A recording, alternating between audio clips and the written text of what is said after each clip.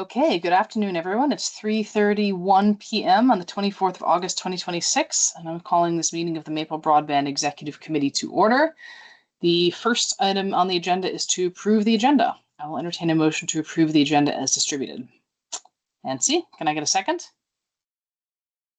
That's like everyone. Would anyone like to make any edits to the agenda? Okay, hearing none, all in favor, raise your hand or say aye. All opposed? I'm sorry, Steve, is that an approval or an opposition? You're muted. Thumbs up or thumbs down?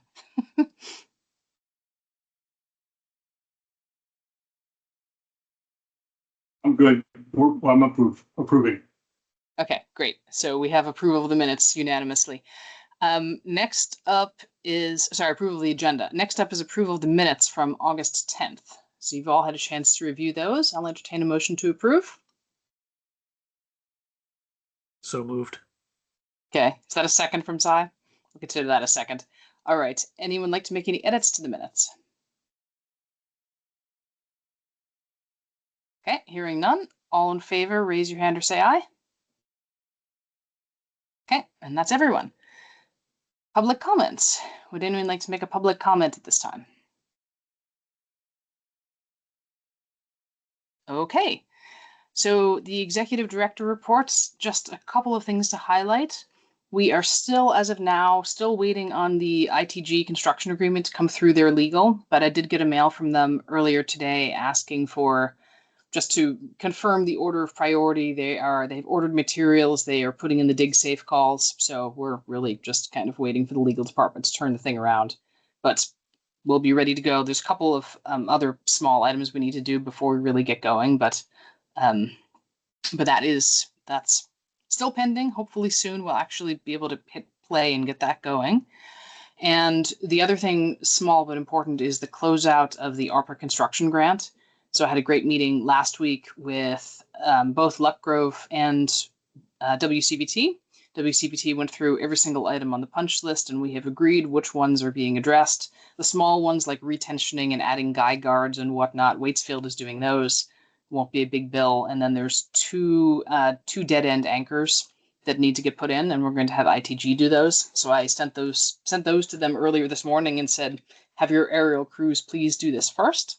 Once all of those items are done, Luck Grove is going to go out and re-inspect, and then they will tell the VCB that we've closed off the punch list, and we will be able to move to close out of that grant and issue our invoice to them for the final amount.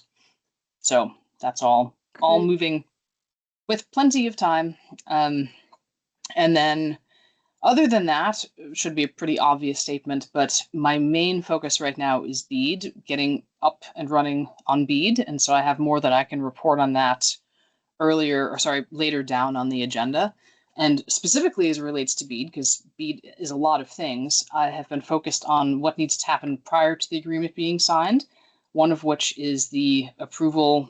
So I mailed to you guys, but for the record, we have received approval from underwriters for a no collateral performance bond for BEAD. So that's good news because that's one of the requirements. We need to have that. So we have that, and then also have been working with WCBT on the BEAD specific agreement that we need to execute, and I'll cover that in more detail below.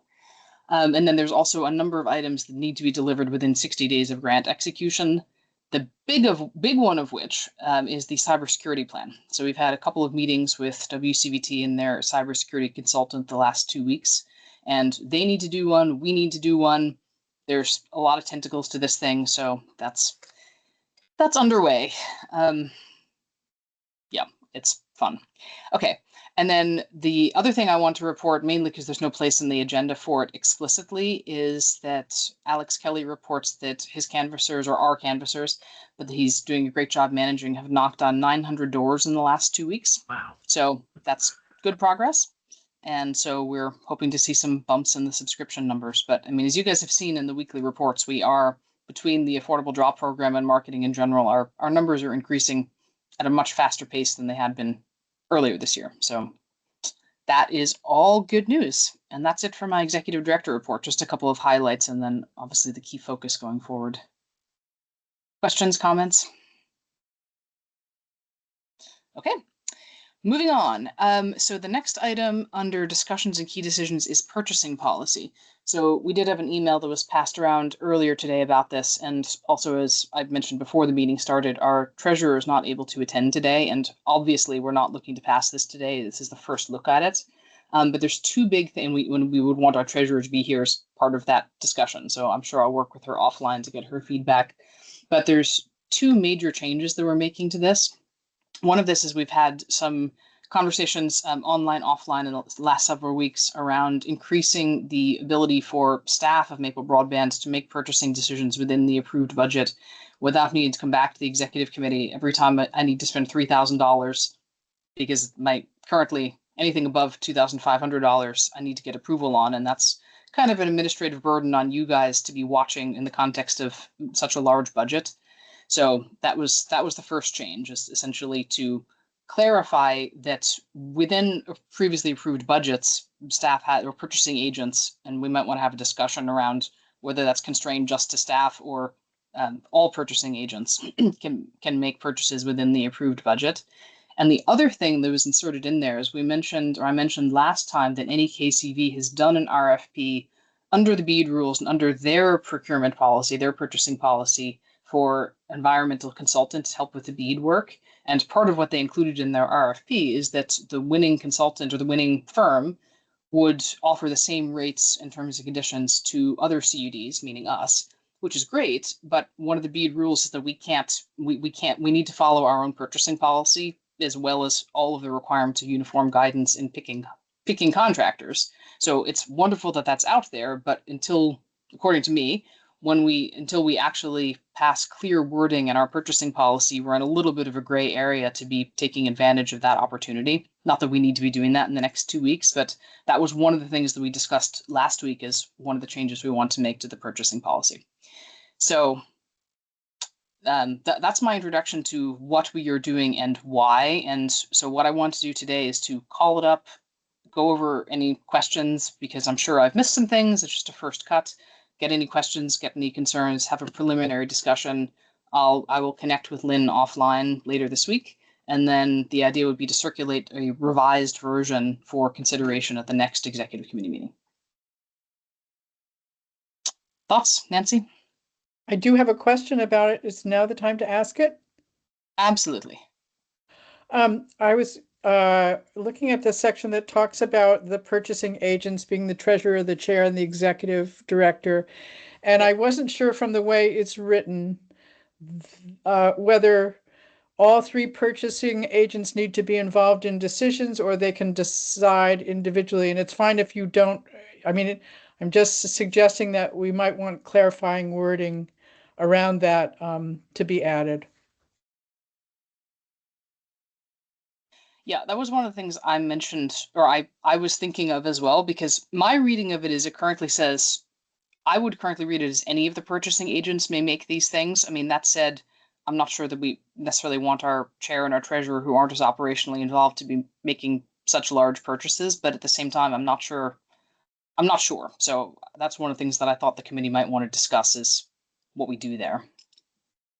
I mean, the intent is definitely not to require 3 people to sign off on any purchase. It's like the board approves the governing board approves the budget, and then within the budget, we should be able to make purchasing decisions, and then other things come into play for procurement of large vendors. And are you wanting the treasurer and I'm just curious about what you think would be the best way to go. Would you want the treasurer and chair to have individual authority over those decisions, or only the executive director, or how do you see it, Ellie? Well, maybe we should defer that until we've had the next part of the meeting, which is talking about the roles and responsibilities of different groups and staff versus board. I mean, I guess my view in general, because as you know, I sit on multiple boards, is that board members should be providing governance and not necessarily day-to-day purchasing decisions. Right. That's why I raised the issue also. Yeah. At the same time, we probably also want a facility in case I'm on vacation and a purchase needs to get made. Right. So maybe it does require a little bit of clarifying wording under which, because I think it makes sense to have multiple purchasing agents, and we're also the same individuals that have signing authority on the bank statements. But, you know, I mean, I'm treasurer of multiple places, and Yeah, I so don't, I maybe don't, I don't that's want to all have to be that's involved in needed paying is, bills. maybe that's all that's needed is that clarifying language that in the absence of the executive director, the treasurer or the chair, however you'd want to word it. Yeah. Thoughts from others? And yeah, I'm sorry, I haven't had a chance to review that. It's been a busy workday. Fine. Just for context, remind me why did we have the levels set where they are now? So the levels, so I'm sharing the screen now so we can Mhm. see it. So basically what we've done here is we have the discretionary purchases, I think, is actually purely our discretion, but these things here, the micro and minor purchases, those come straight from the uniform guidance. Okay, So there's different federal rules that apply at those levels. But in terms of what is actually the process to make purchases, as long as all the rules are followed, that's left completely up to the organization. got it. So the proposal essentially is that we use the budget as a guide, and if something is Mhm. outside of the budget, it needs to come back for approval. If it's within the budget, you guys don't need to sign off on every $10,000 purchase. I guess the other question I had is whether in changing this policy, whenever we're ready to, whether we want whether the governing board must review it or how are we just informing them on what we've decided, or how do people see that? We've typically done it before by the executive committee, and I mean, we Say did it change again, our Ellie, I didn't hear bylaws. you. Sorry. The executive committee has been the committee that has made these decisions and Okay. passed these revised policies in the Yeah. past. Yeah. And we could double check that against the bylaws, because I don't think the last bylaws revisions, we modified the authority of the executive committee vis-a-vis the governing board. Yeah. The governing board really reserves to itself only major matters, one of which obviously is approval of purchases that are over $350,000 that are major. So we probably want, whatever decision we make, let's plan to make it as an executive committee, but also plan to certainly run it by them after it's been made and see if they have any questions about it. Yep. Totally agree. Because these things are always a work in progress. We can always amend them at any time. Right.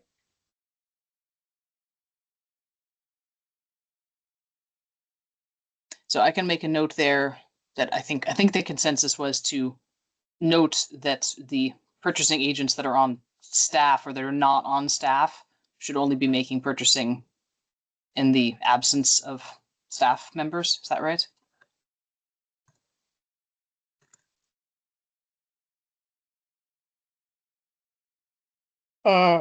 Well, I mean, I guess we need to be clear with each other about how we're defining staff. I wouldn't consider the chair staff.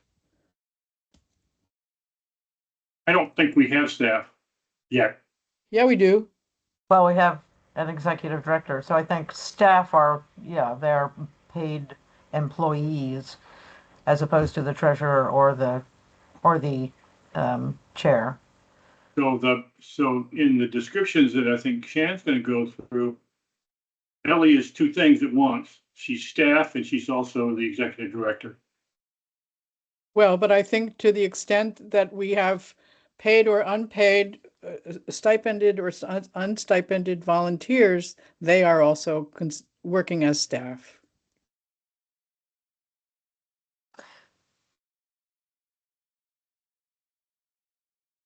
So do we mean salaried? Alex is also staff, right? Alex would be staff. We're paying, well, Lynn are is you also all? staff. But It's Well, our- Lynn- Alex is staff, but he's not. Well, Alex but is actually an independent contractor, and he's not. consultants. And They're he's not all a purchasing independent agent. consultants. Yeah. Yeah, but we have a contractor out on Old Town Road that we're paying. Are they staff? No, we were just clarifying. They're not. None of them are staff. I'm the only one on payroll. Yeah. So maybe we can say payrolled purchasing agents on payroll. Not on payroll.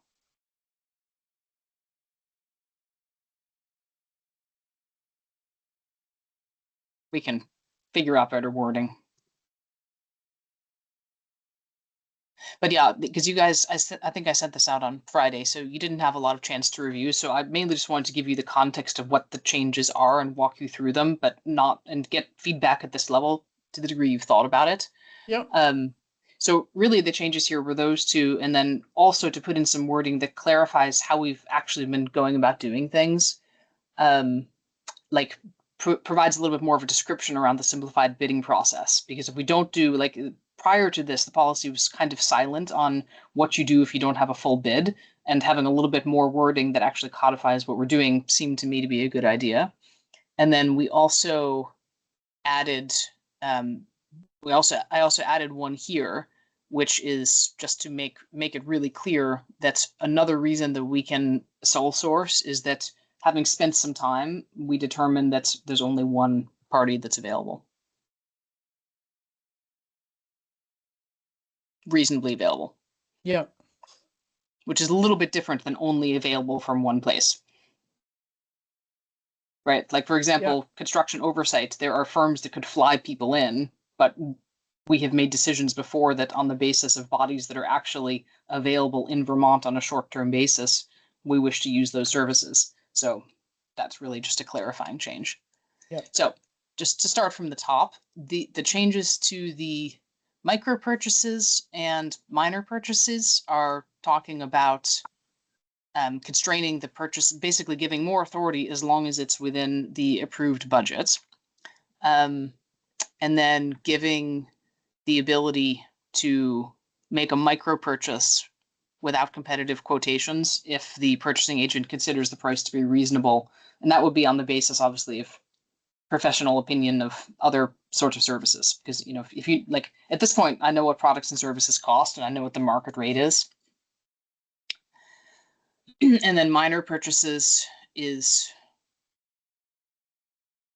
so this is talking about if we don't need to go to a full bid, so up to $50,000, what the process actually looks like, where we need to solicit from 2 or more sources, and then, whoops, you can see where I cut and pasted from. They recently modified, NEKCV, they recently modified theirs for basically the same thing, to be able to give more discretionary purchasing power to staff to move quickly as long as it's within the approved budget. Yeah. Yep. So that's that. Ellie, the line 68, that should be minor purchases, not micro purchases, right? Because we're talking about minor purchases. Yes, it should. Yep. Yeah, we renamed them to align with the FAR. Thank you, Adam. Yep. That's a good Otherwise, catch. I liked it. Thank you. So there is federal acquisition regulations associated with the first two, right? The micro purchases and the minor purchase, but no such applicable constraints associated with major purchases. Should we at least say it doesn't, FAR does not apply to that or something like that? FAR actually does, that's a good point. We can add in the FAR reference. So FAR references major purchases and outlines what the requirements are. And that's a good point. We've been inconsistent that we've referenced the FAR for the earlier ones, but not for the big one.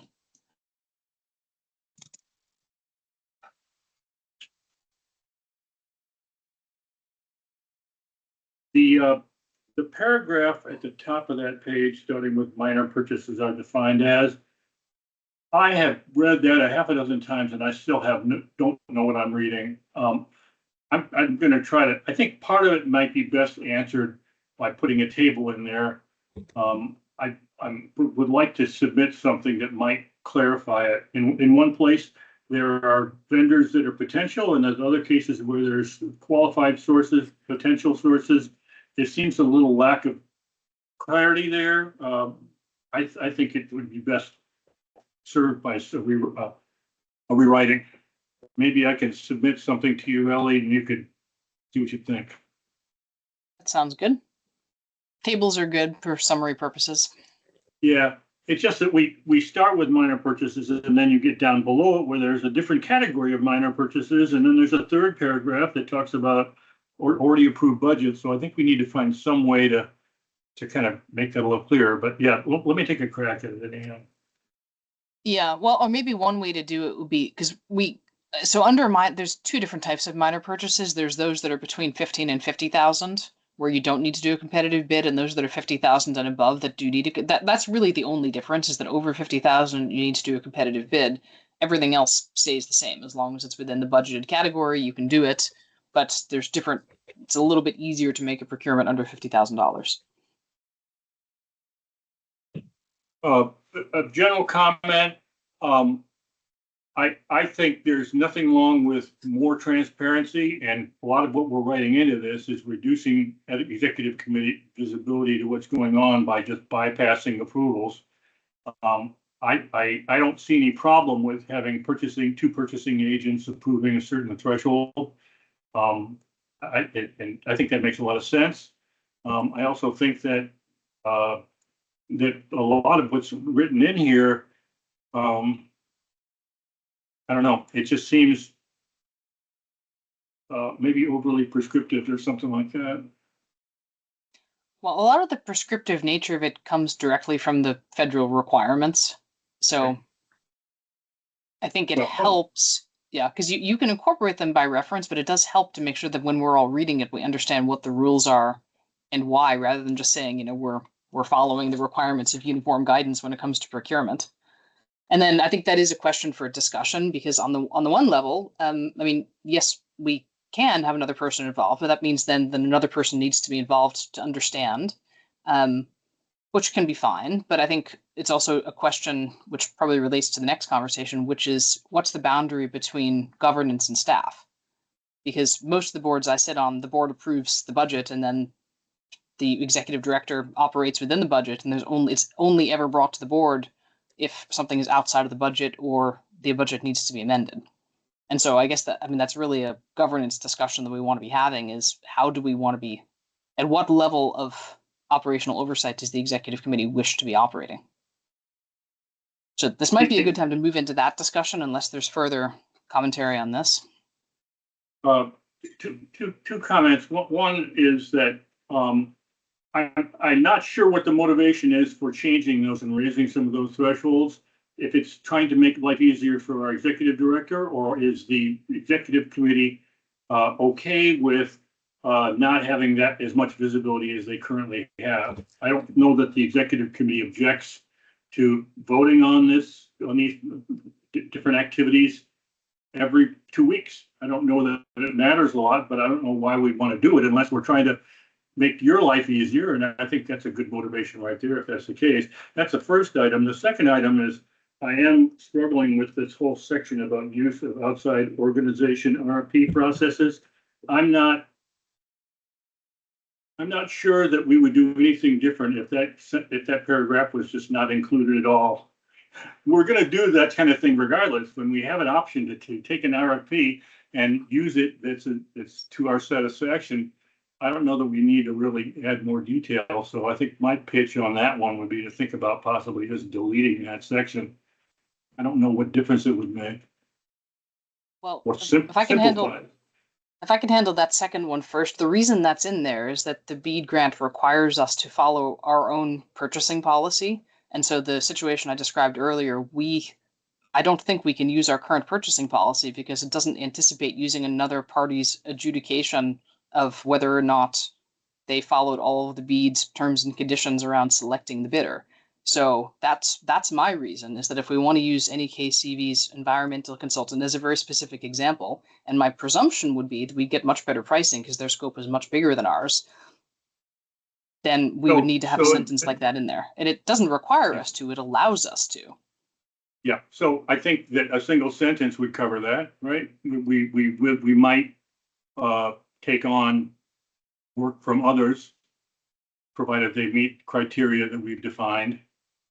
I think, for example, I'm not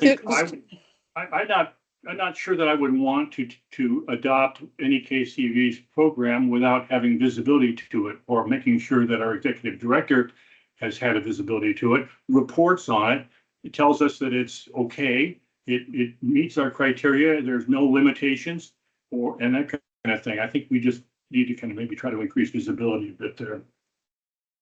I think I mentioned before, I did review their RFP before it went out around scope, and then this isn't requiring us to use their contract. It's allowing us to use their procurement process to have our own agreement with our own terms and conditions, but the same pricing. So would someone on the executive committee like to answer the first part of Steve's question? What was the first part? Oh, sorry, Steve's first question. What's the purpose of this? Is it because it gives me more operational control when it gives the executive committee less insight and less visibility into what's going on. Well, I mean, we're talking about enabling you to make decisions more efficiently within the confines of the budget we've already approved. We talked somewhat about the possibility that we might want to meet less frequently as an executive committee. And that's another reason why we'd want to, give you more latitude so you don't have to convene us just to make those kinds of monetary decisions when the budget really defines what the parameters are. So in a nutshell, that's how I see it. It might also increase diligence in the review of the budget. Right. Which would be a good thing. Sounds good. Thank you. Ellie, would there ever be an instance, because I know that a lot of you're always doing a forecast of a budget from one year to the next, and taking into consideration all of the operational needs that we know of at the time. That's what you're reviewing with us in the governing board in order to establish what funds are going to be earmarked for different things, et cetera. And then from there, each of your Excel spreadsheet pages, as far as like equipment and supplies and blah, blah, blah, that's all itemized, which we have access to at any time. So there's really no loss of transparency as far as what those expenditures are that have been budgeted for, because we are seeing it updated on a monthly basis. So the only thing that would come into question here, which has already been addressed, is for those unbudgeted or unforeseen expenditures that you would still need approval from us. Am I understanding that correct? That's right. The only clarification I'd make is that we don't typically look at the budget to actual on anything other than a quarterly basis in the governing board, but Yeah. we absolutely could, because like it takes time to take the QuickBooks budget to actual and translate it into the form that we budgeted, because there's slight differences in chart of accounts. But absolutely, we could take a QuickBooks monthly budget to actual and run that on a cash basis and share that with the executive committee monthly if you guys would like to see that. So we could absolutely be doing that if you want to see it more frequently than quarterly. I mean, one of the things for me at least is I have I'll say an umbrella broad understanding of what's happening at an operational basis, and then how that trickles down to the minutia of all the day-to-day decisions. That's why I'm not the executive director. And so I kind of feel like a lot of times when we get into, these quick decision making that's already been expressed as part of an overall budget, it's almost like, yeah, okay, well, we would planned on that anyway. Right.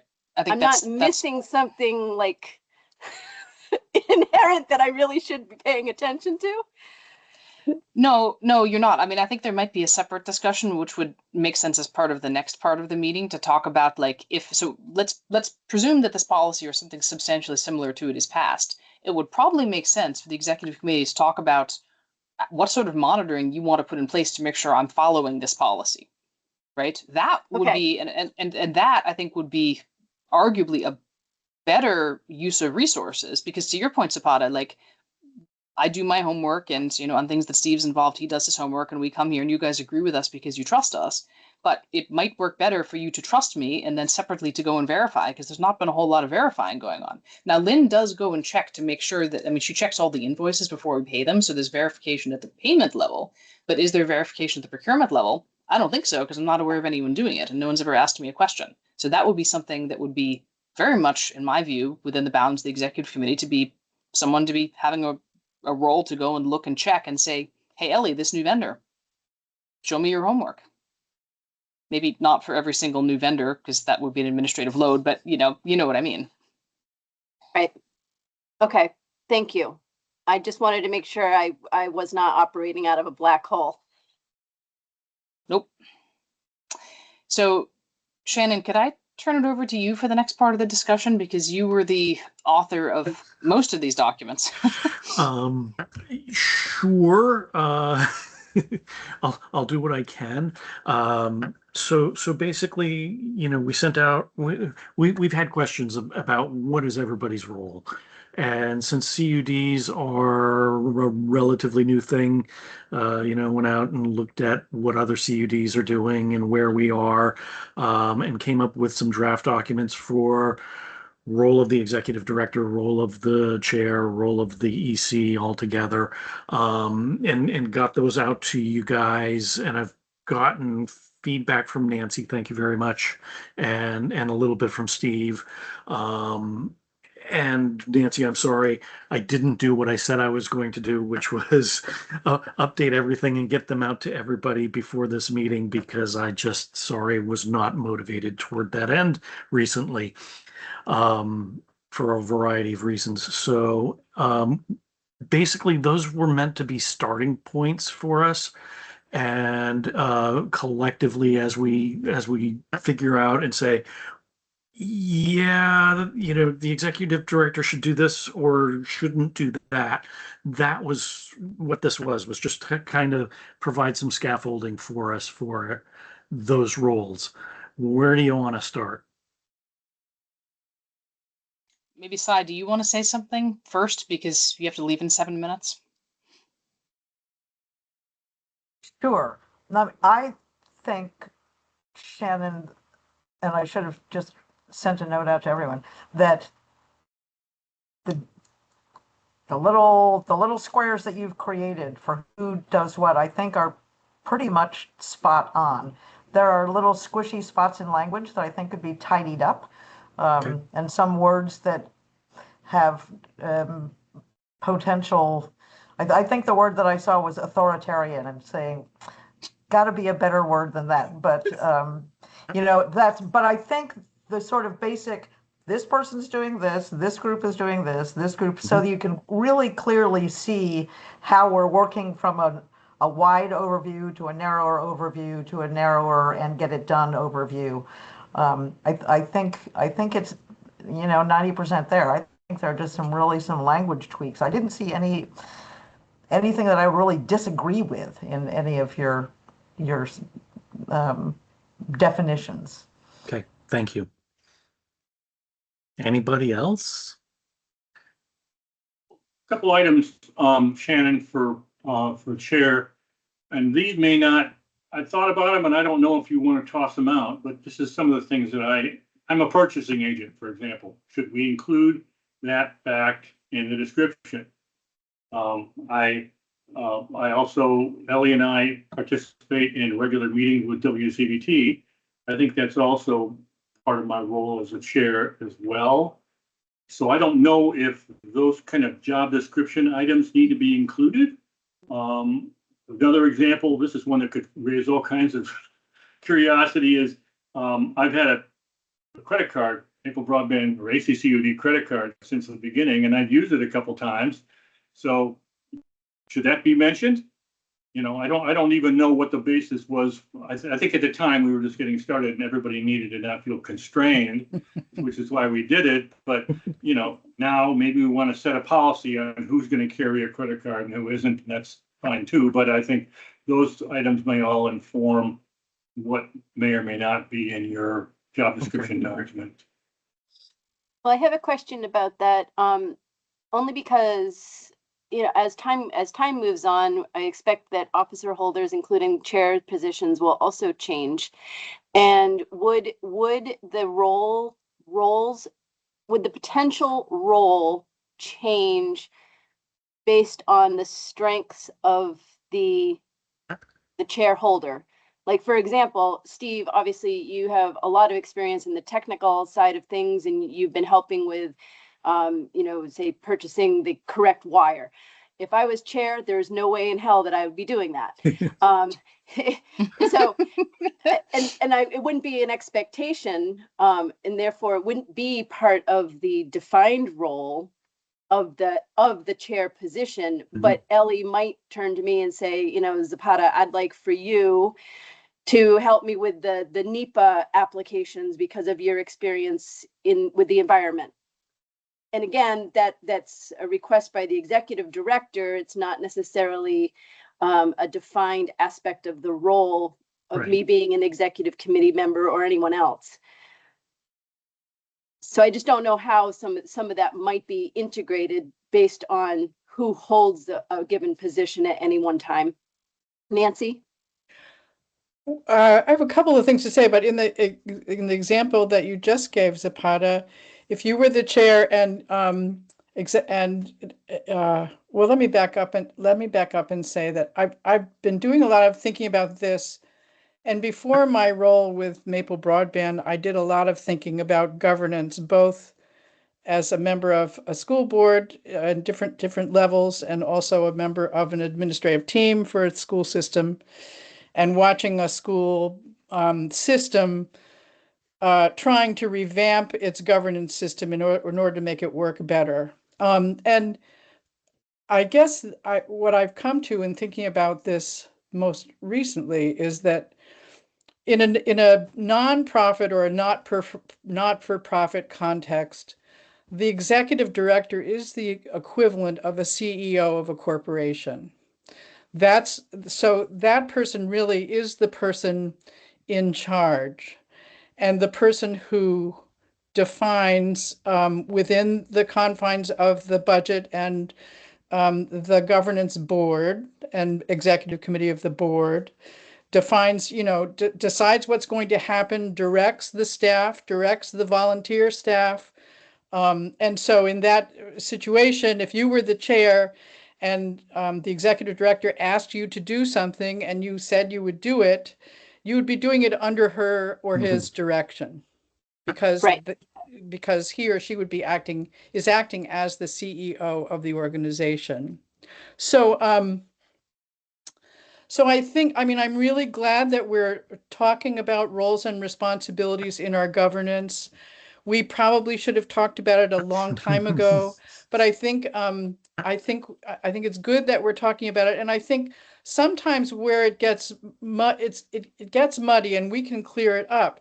But one of the tricky things is that Steve, as our chair, also has another role in the organization as a stipended volunteer.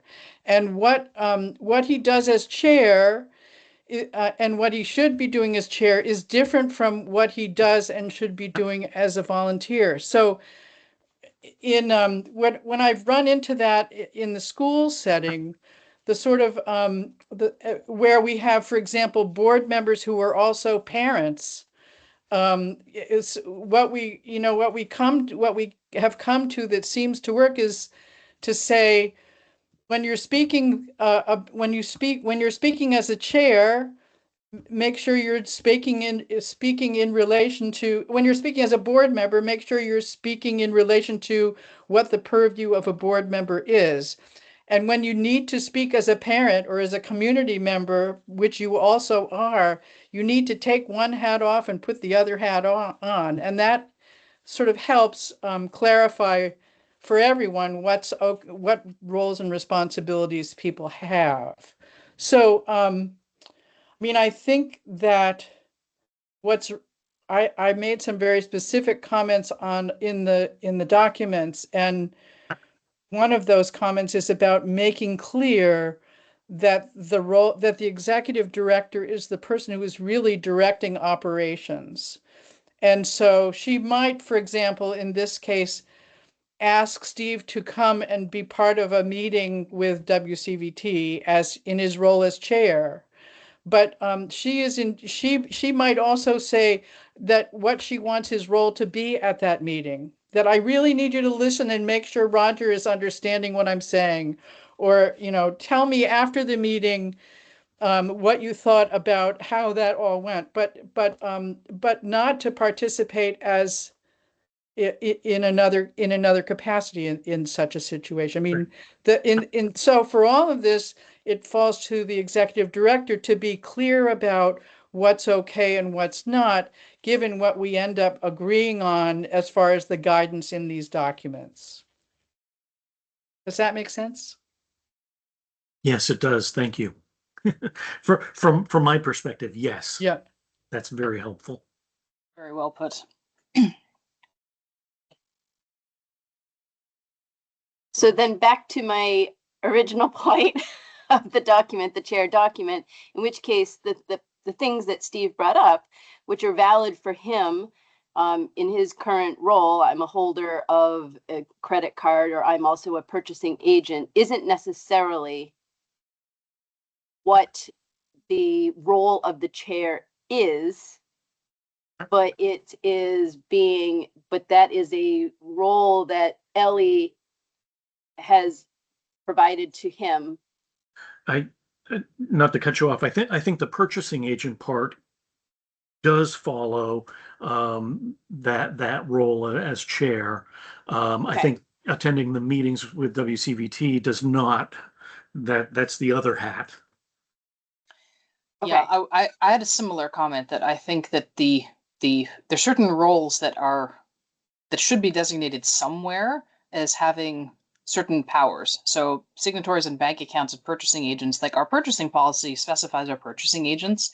We could add in there to say purchasing agents have the ability to have a credit card if they wish. Lynn doesn't wish, but the other purchasing agents have credit cards. That would be a simple clarification we could put in there.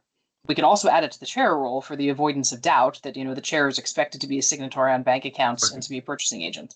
Right. And the same thing, I don't know that we necessarily have an equivalent role for the treasurer, although it's outlined a lot in the financial policies and procedures, but we might wish to do the same for all of our officers, for our clerk and for our treasurer as well, just to make sure we have a complete set of who's doing what. One of the things that strikes me in the documents is that the word staff isn't really helpful because, I mean, because it's like to call this executive director staff, it's like calling a CEO staff. I mean, I think there are roles and responsibilities for the executive director, and there are roles and responsibilities for the other people who work for the organization, paid or not. And then there are roles and responsibilities for board members and executive committee members, including the chair. One of the things that strikes me, and that I've learned a lot about this as a board member myself in other organizations, is the chair is only the chair in a meeting that the chair chairs. Outside of a meeting, the chair has no standing, and except to do things that the organization has agreed the chair should do. And so that the chair, that only in our situation, only the executive committee can direct, really, as a whole, can direct the executive director to do anything. And I mean, it's never an individual member of the executive committee who's directing the executive director, because the executive director is the CEO of the organization.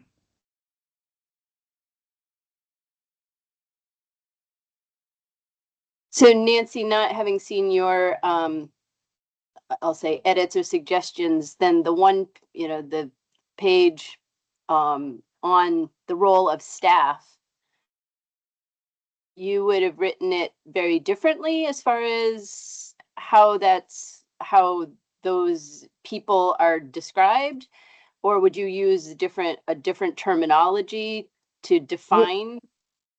Well, my comment on that, on the on the staff guidance was that all of the section that has, there's a section called operational management, board support, communication and public engagement, and grant funding and regulatory support, and stakeholder coordination.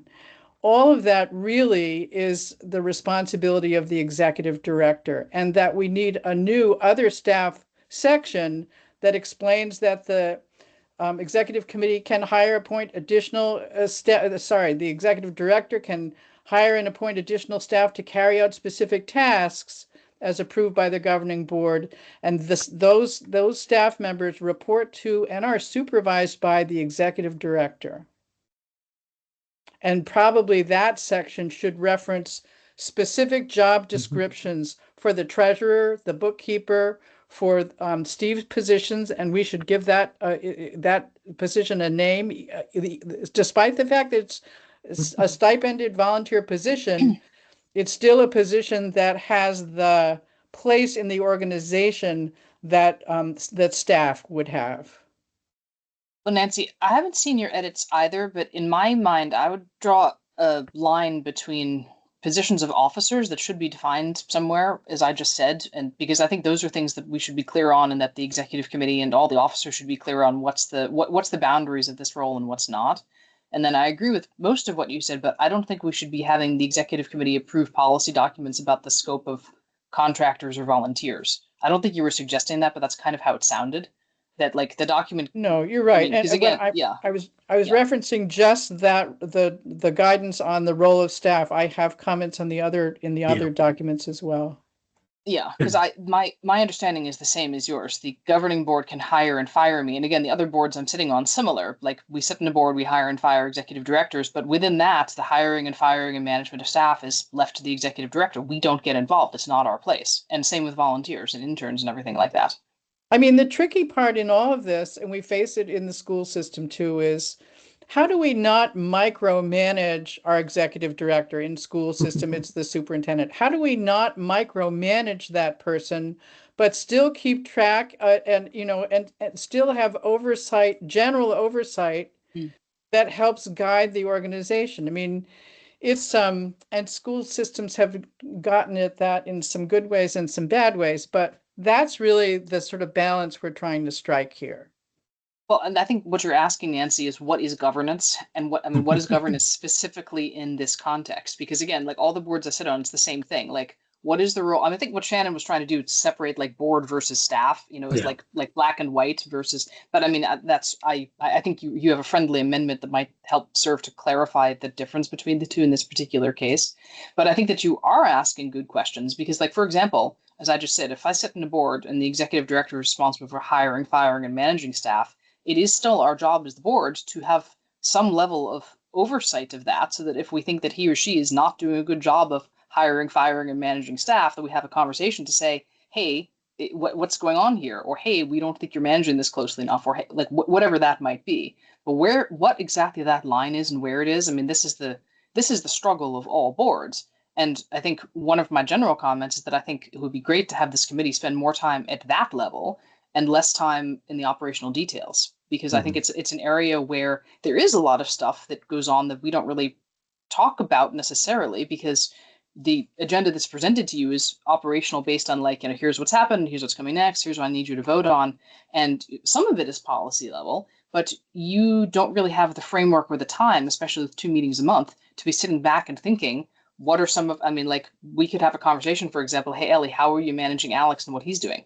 Right. So like that might be a good conversation to have an executive committee that we're not having because, we're busy talking about whatever procurement or, the details of performance bonds or what's up with the network management agreement in this 2-week period.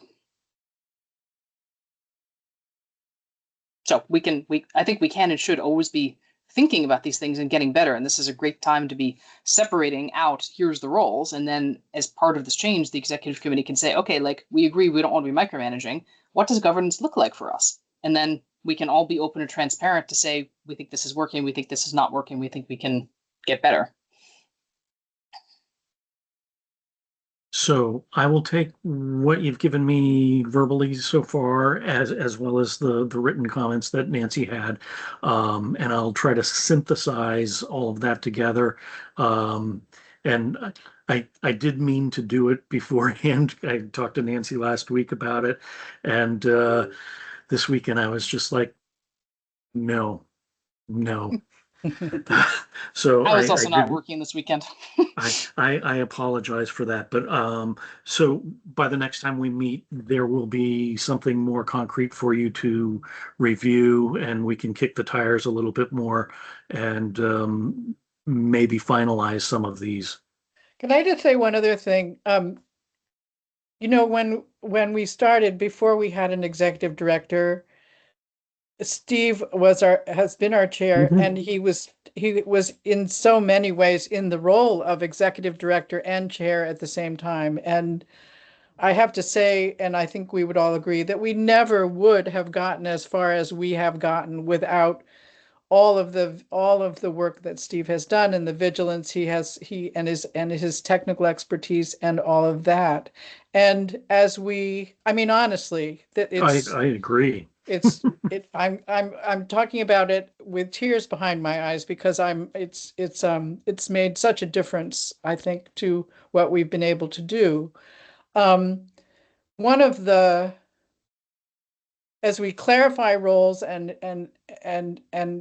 do this work together on the governance, one of the things that we as board members have to, I mean, I think all of us have to say, we have been able to not take on some responsibility around oversight because we didn't have to in a way. And so I think we need to think about how we can support our executive director in the work without micromanaging, but with with vigilance and working together on that. So I just think I'm going to need to step up as well as the rest of us around that. The one last thing that I would say is if you start thinking about this some more and you have additional comments, please send them to me, and I will incorporate them as best I can. Okay. Is there more we Also, need to say before we leave this yeah, topic? I have one. I don't know if it's a comment, question, or thought process. Is that I wasn't here at the start of Maple Broadband, right? So I've only known Maple Broadband under Ellie's leadership as executive director. So I don't, or up to this point, because we really haven't tried to tease out roles and responsibilities, have always been kind of unclear as to, who is responsible for what, who was liaisoning with whom on different meetings or having the authority for different decision-making processes with various entities, etc. And I think that as time has gone on, and trying now to tease this out as roles have become more deliberate, would it be at all helpful in order to, I know I'm somebody who writes things out to process.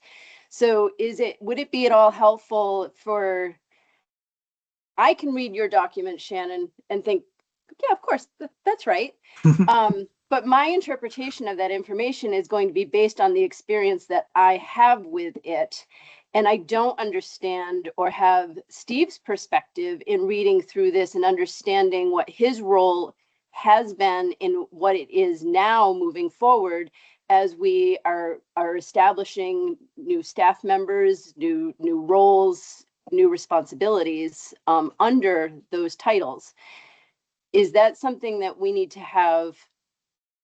Would that be beneficial to have, I'll say the main person, which is Steve, because of the years of doing what you've been doing, reading through this document to be able to tease out those separations, because it does feel like you, Steve, have been wearing a lot of hats, and I can sympathize, because in the wetland program, I'm a president of a nonprofit organization, and I'm a member of a Ripton Conservation Commission, and I'm also a district wetland ecologist with the state. And depending on who I'm talking to, I have to be very clear about which hat I'm wearing, because otherwise there's a major conflict of interest, and can create a lot of strife. So I'm just wondering if that process, it would be helpful in distinguishing through writing, like what your understanding of your role is compared to Ellie's role, both as chair and as paid staff. And up to this point, I didn't even know that you had received a stipend. So Well, I think starting with the documents that Shannon began is a good place to start, and refining those. I did see in looking through them that at some point it's going to be helpful. I mean, they in a way they start to get at job descriptions, but I think at some point having specific job descriptions, where we don't have them, is going to be important. And yeah. and it'll be important for Ellie as executive director to work with the people who are working with our organization to help get those together and make sure that they're clear. That's, I guess, my point. And that's something even my organization is going through, which is also these growing pains, where I have asked each of my officers and members at large to define their SOP for their roles that they have, not only to clarify it for themselves, but that we also all understand what it is that we're doing. And then more importantly, as transitions happen, that we don't lose that institutional knowledge moving forward. Right. And as we said earlier with the purchasing policy, it's going to be mutable. It's going to change over time, but at least if we have a starting point, Yeah. then we've got a framework to house our thoughts.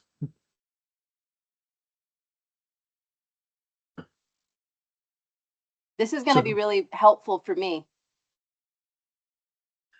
Send me more comments if you want, and I will get it all together. And we'll work on this. We'll see this on the agenda of our next EC meeting. Is that our intent? Okay. Yeah, I think, did I hear you right, Shannon? Our intent is to try and put this up for vote at the next EC meeting? If possible, yeah. I mean, I'll have a more final version of things based on what I'm hearing today and what I've been sent and what I will be sent. So that, yeah, that's up for discussion, of course. Somebody can say, yeah, it's not ready yet, but my hope is that it would be ready enough that we could at least pass them for now and know that they could be changed down the road. Yep. And then we can maybe add treasurer and clerk to the list for after this initial one, just because we only talked about them today. And the treasurer, for a large part, is in pretty good shape between what the statute requires and what our existing financial policies and procedures say. And then the clerk is probably a pretty straightforward one to do. Yeah. And then as it relates to Steve's volunteer role, and actually, by the way, I'm not entirely clear, speaking of confusion, whether or not Steve's stipend is for him serving as chair or him serving as volunteer.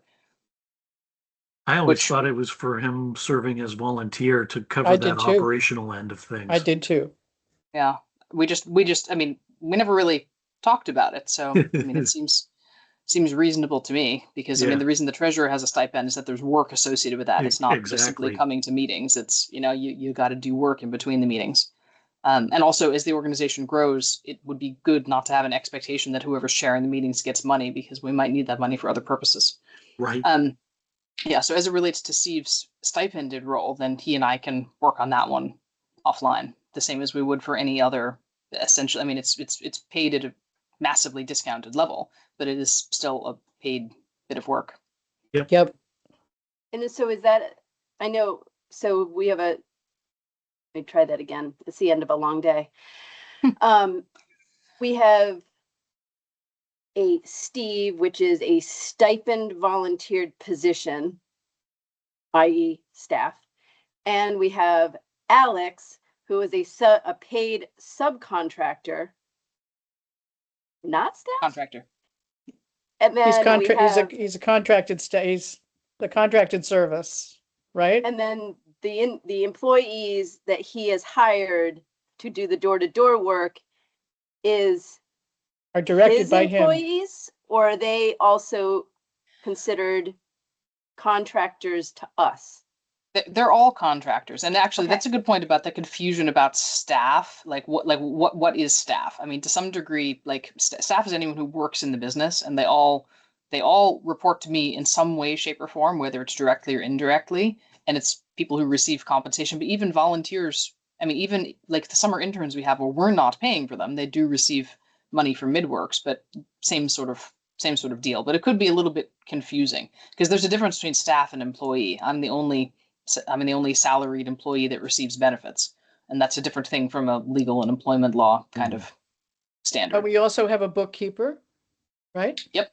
We have a treasurer. Yeah. But so it gets a little bit muddy because the treasurer is an officer and there's also statutory requirements of that, whereas the bookkeeper is not exactly staff because we have a statement of work. Because otherwise our auditor, is our auditor staff, right? I mean, that's not a good example. That's a contracted service. That's a contracted service. The bookkeeping is a contracted service. It is? Mm-hmm. Yep. Oh, okay. Yep. Fascinating. We learn something new every day. Yep. That's why we're trying to codify everything. Exactly. Okay. Is there anything further on this subject? Because if not, I can get into my updates. Great. Okay, so moving on, 6A, Finance Committee has not met. I think we know what the Finance Committee is going to be doing next. We've discussed it before. The ARPA expenditures construction updated grant closeout. Well, I guess I forgot about my agenda when I gave the construction update and grant closeout earlier in my executive director report. And I'm going to share, if I can get the right one up here, the August dashboard just so we can quickly run through. Whoops, I don't want to enable content. I want to make it bigger. Just so we can run through the grant balances. As I said in my email, my intent is to be updating this prior to every meeting of any governing body, executive committee or governing board, just as we run down the ARPA grants, just so you guys have visibility into what's coming. So our total amount of ARPA money that's left is just over $600,000. This is as of the 21st, which is our last bill run. And then the balance that's remaining needs to be spent by the end of September is just over $309,000.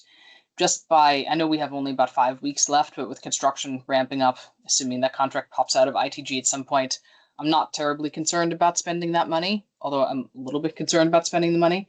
But just for the sake of reference, I looked up and let me make sure I have the right one. So at the end of May, we had just over $600,000 left in ARPA. So in about 2.5 months, we've spent $300,000.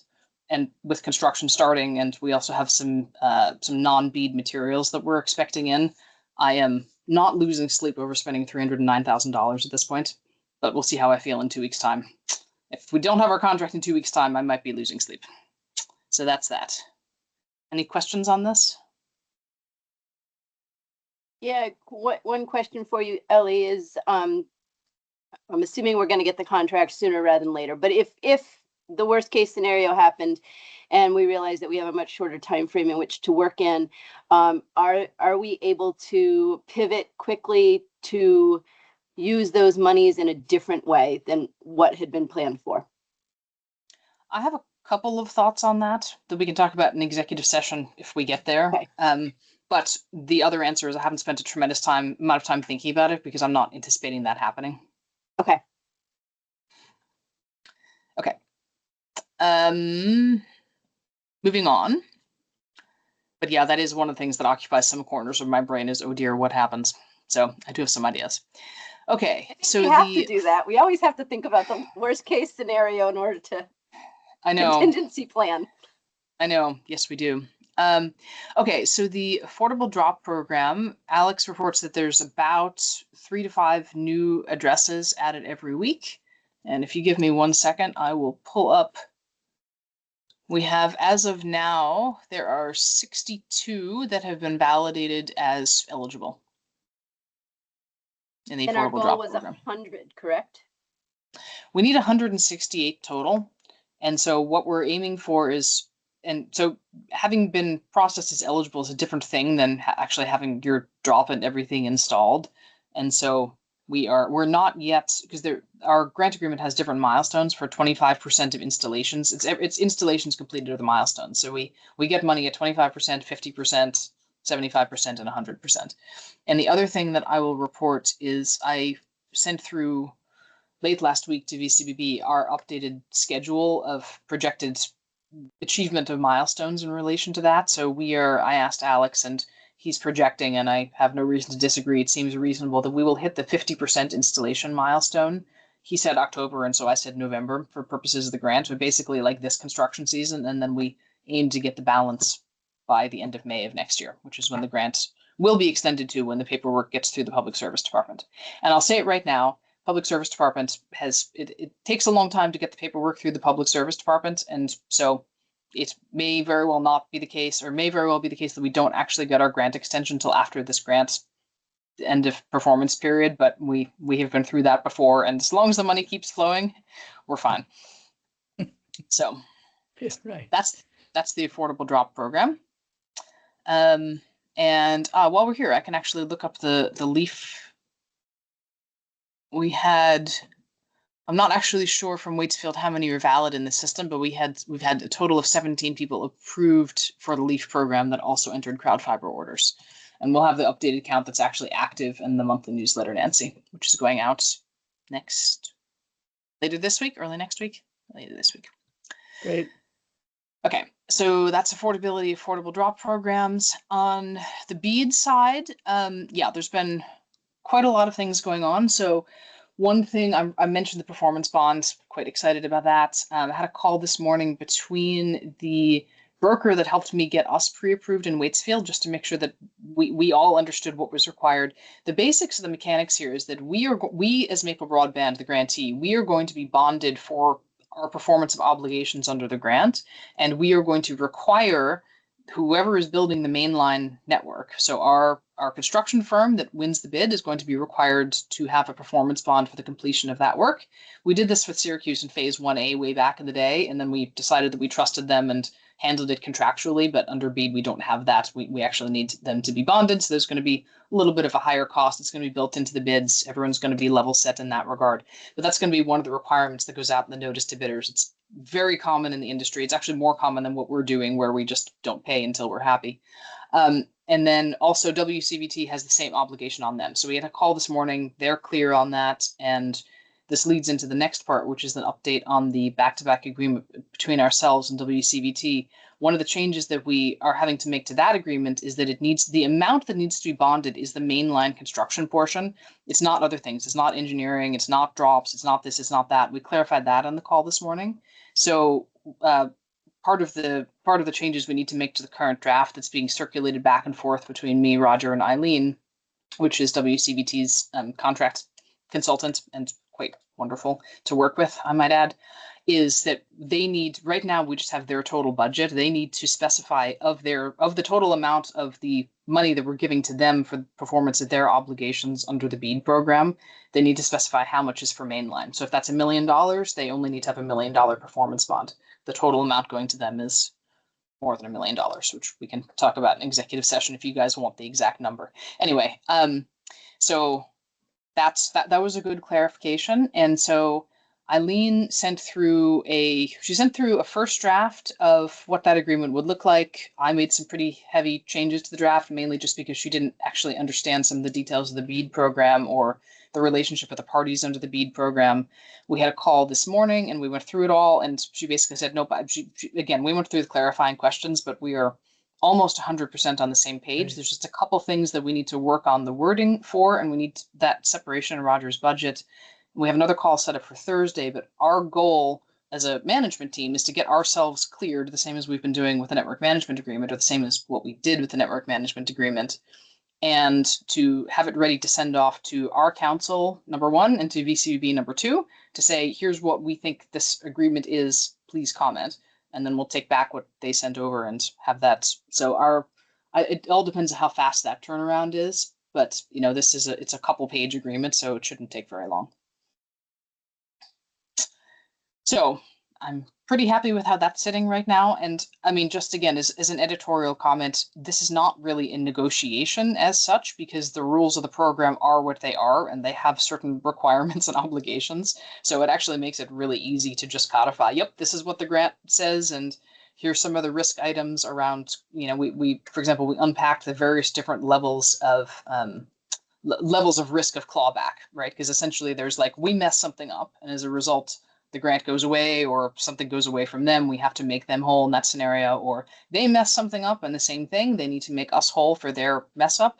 And then there's a no fault recoupment or clawback or termination of the grant because of VCB or NTIA or something. Because this is just full transparency. This is one of the things that's in the US Treasury rules, is that the US, the NTIA or the US, the federal government can terminate any grant at any time for their own discretionary purposes if they determine that it no longer meets the objectives of blah, blah, blah. We've seen this in the Digital Equity Act, and then it sits in court for a couple of years and gets overturned if there wasn't a good reason for it. But that is one of the things that this agreement needs to take into consideration is, yep, the possibility looms over all of us that this grant is arbitrarily canceled, but that life has risk, right? This is one of the risks. I mean, this is one of the conditions, like we've known this is not a new thing. It's been there all along. It's been there even with our ARPA grants. The risk is probably higher now, but nothing we can do about it.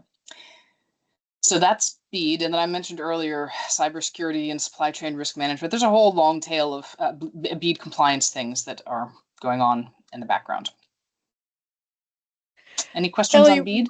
what happens, when do we know that we've gotten it? When we sign our grant agreement. No, I Or I see would you say- laughing, Stephen. I would say, actually, again, as I just said, there's two answers to that question. The first one is when we get a DocuSign grant agreement routed to us for signature. That's when we know that it's made it through the paperwork at the state level. But the other answer is, I don't mean that it has arbitrary arrived. termination. I mean, when do we know that it's guaranteed to arrive? when we get our grant agreement. Yeah, when do we pop out the champagne? I think that's what she's Yeah, asking. that's really my question. Steve, you know me well. When we sign the grant agreement, how's that? Because just because we get it doesn't mean we're going to sign it on day one, right? As we've said before, we're not going to sign until we've signed this back to back with Waitsfield, because that would not be commercially, that would not be good governance, right? Because there's obligations in that grant that are above and beyond what we can do ourselves, and we wouldn't have the money to do it if they back out. So obviously we're going to sign that first. And then we've also said to that, well, the other thing Roger has mentioned is he wants to make sure it's not signed until they're certain that they can get the cybersecurity plan done within 60 days. The last call we had last week, they're actually talking about having theirs done by end of September, which is a lot less than 60 days.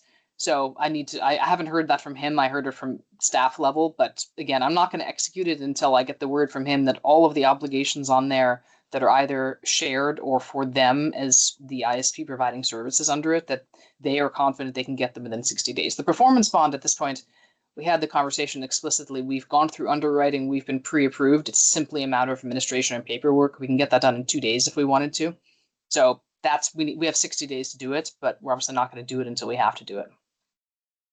Okay, but at some point there's going to be a press release that says Vermont has gotten the BEAD grant. Oh, that was last year. Which is why we're getting all these questions from people saying, "Why haven't you built to me yet?"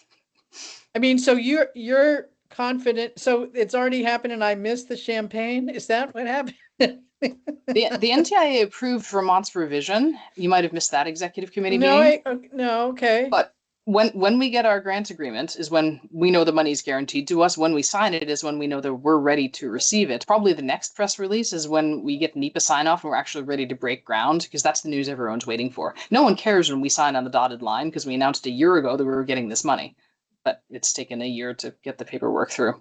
Who knew? Government could be slow. Well, I mean, at the same time. Okay, so when do you think will be issued a grant agreement to The sign. VCBB announced in their board meeting last week, I think it was, they expect to have them out by the end of this month. So any day Fabulous. now. Okay. And do we want to plan for the champagne with WCVT or separately? Good question. Maya, sweetie, I'm on a call. I'll speak to you. No. Sorry. Adam, did you want to say something? You're muted.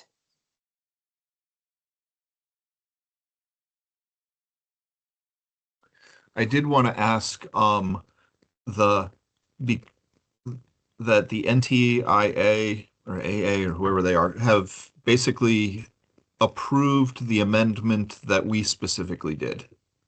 Yes, okay. Yeah. Okay, It good. wasn't we were part of a batch of other changes, and all of those changes were approved. That was one of the things I clarified with the VCBB about 2 weeks ago when I spoke to Christine to say, hey, we haven't heard anything, and she's like, oh yeah, that was approved. Like, thanks for telling us. Oh, But anyway, geez. Oh, now geez. now we know. It's fine. I mean, I've read between the lines saying that they had these things into the public service department, and so I was like, does that mean that? Yeah.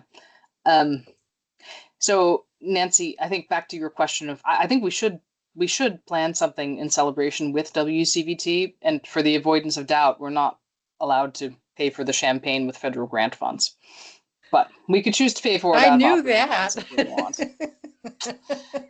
Okay, just so that we're clear.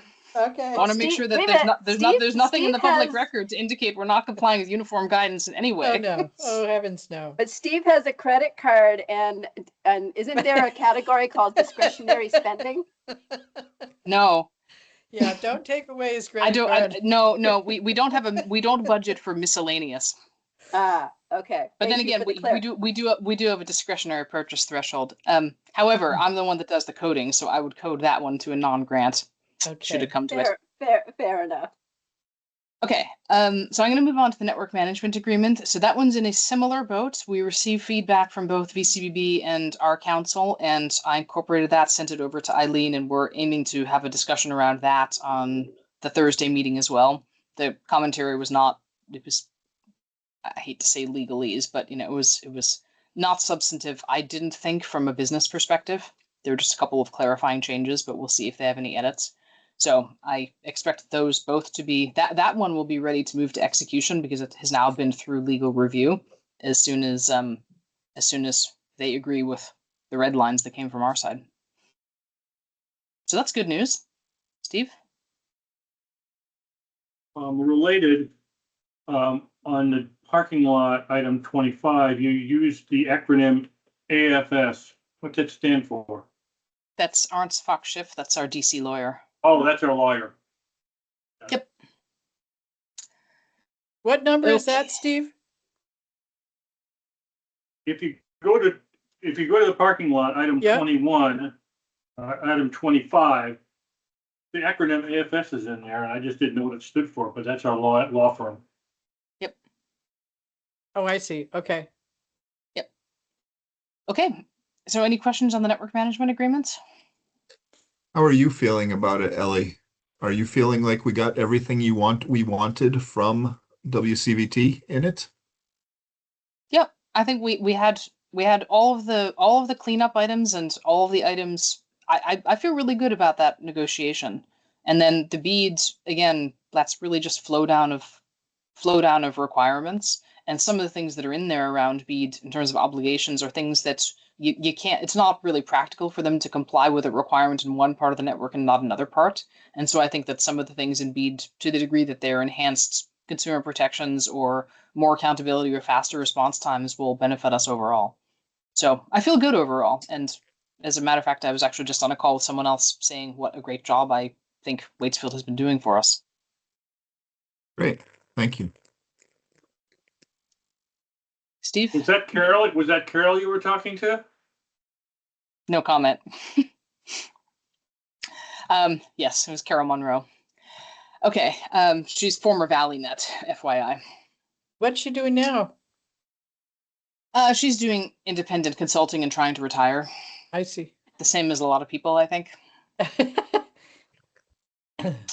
Yeah, but it's quite well known that Waitsfield is a network operator for multiple CUDs, so Yeah. makes sense. And I think this kind of form of business is starting to become maybe a little bit more common, thanks to what was pioneered. I mean, it was very common that I encountered in Africa. You'd have an infrastructure company and a serve-co on top. So I was actually kind of surprised to find everything so much more vertically integrated this side. So it's nice to see. Okay, parking lot. Is there any comments or questions anyone had on anything in the parking lot?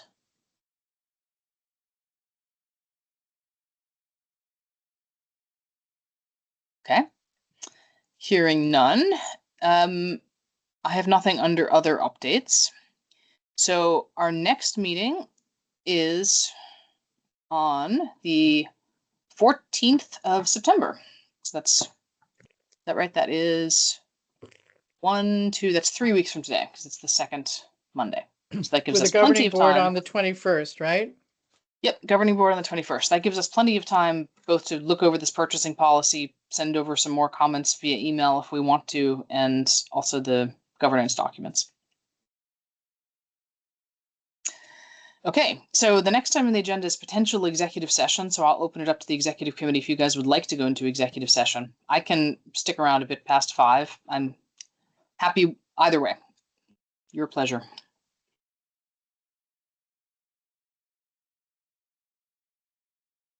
I'm not hearing anyone putting I up their mean, hands to go into I executive think we session. have more talking to do about the governance things, but the work that Shannon's going to do before our next meeting will help move that conversation along. So I don't think there's a need. Yeah, I don't have anything in particular. Okay. All right. Shannon, if you want any help with that new draft, let me know. I'm happy to review it. Absolutely. Okay. Thank you. I mean, I don't expect you really need me to do that, but No, but I if appreciate you'd the like another offer, set of and eyes, feel yeah. free. I may take you up on that. Okay. Okay, great. Well, thank you all. So I'll see you all in 3 weeks, and then the next week of the governing board meeting, and over email in the meantime. Okay. Thank you. Have a great night, Thanks, everyone. everybody. Bye-bye. Bye-bye.